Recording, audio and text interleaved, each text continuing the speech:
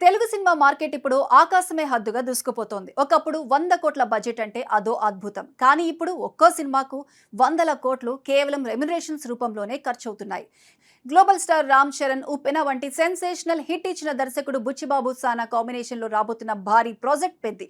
Sports బ్యాక్డ్రాప్లో సాగే ఈ period action డ్రామాపై అంచనాలు మామూలుగా లేవు.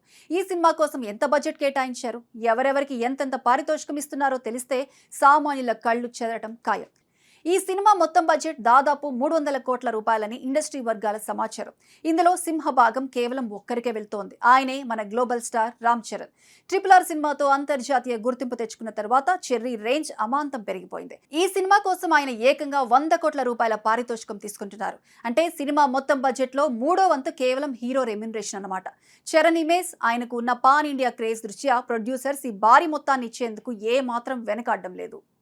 ఈ సినిమాలో చరణ్ కు గురువుగా కథను మలుపు తిప్పే అత్యంత కీలక పాత్రలో కన్నడ కంఠీరవ శివరాజ్ కుమార్ నటిస్తున్నారు.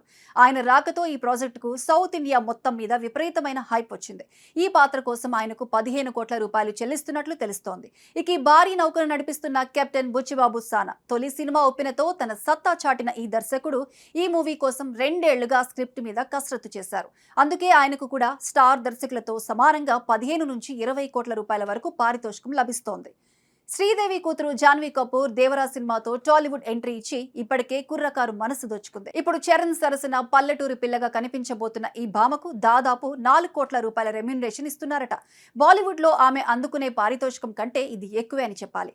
ఇక విలక్షణ నటుడు జగపతి బాబు మరో కీ రోల్లో కనిపించబోతున్నారు. ఆయనకు 2 కోట్లు. బాలీవుడ్ సీనియర్ నటుడు బొమ్మన్ ఇరానీకి ₹1 కోటి వరకు పారితోషికం అందుతోంది. ఇక మీర్జాపూర్ సిరీస్ ద్వారా పాపులర్ అయిన దివ్యేందు శర్మ ఈ సినిమాతో తెలుగులో ఎంట్రీ ఇస్తున్నారు. ఆయనకు కూడా ₹1 కోటి వరకు ముట్టజెప్పనున్నారట.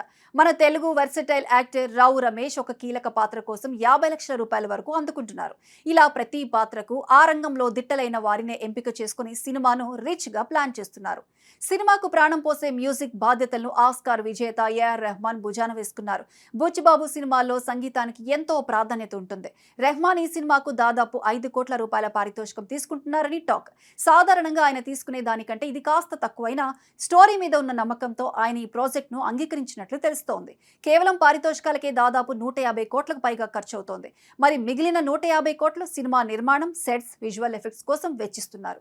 ఒక పల్లెటూరి నేపథ్యంలో సాగే స్పోర్ట్స్ డ్రామాకు ఇంత ఖర్చు అవసరమా అన్న సందేహం రావచ్చు. కానీ మైత్రి మూవీ మేకర్స్ ఈ సినిమాను కేవలం ఇండియన్ సినిమాగా మాత్రమే కాదు, గ్లోబల్ స్థాయిలో ప్రమోట్ చేయాలని భావిస్తున్నారు. దర్శకుడు బుచ్చిబాబు ప్రతి చిన్న విషయంలోనూ పర్ఫెక్షన్ కోసం చూస్తారని పేరుంది. చరణ్ కూడా ఈ సినిమా కోసం తన మేక్ ఓవర్ మార్చుకొని ఒక బాక్సర్ లానో లేదా అథ్లెట్ లానో సిద్ధమవుతున్నారట. సినిమా నిడివి కూడా ప్రేక్షకుల్ని సీటు అంచున కూర్చోబెట్టేలా ఉంటుందని యూనిట్ చెబుతోంది. ఈ భారీ పారితోషికాలు వింటుంటే తెలుగు సినిమా ఏ స్థాయికి చేరిందో అర్థమవుతుంది. కేవలం స్టార్ వాల్యూ మాత్రమే కాదు, కథలో ఉన్న దమ్ముపై నమ్మకంతో నిర్మాతలు ఇంతటి సాహసం చేస్తున్నారు.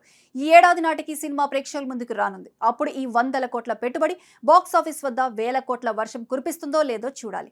ఏది ఏమైనా పెద్ది మూవీ ఇప్పుడు Tollywood talk of the town గా మారింది. ఎందుకంటే పెద్ది మూవీని చరణ్ ప్రాణం పెట్టి చేశారు. చెర్రీ కెరీర్లో బిగ్గెస్ట్ హిట్ గా నిలుస్తుందని అంచనా వేస్తున్నారు అభిమానులు.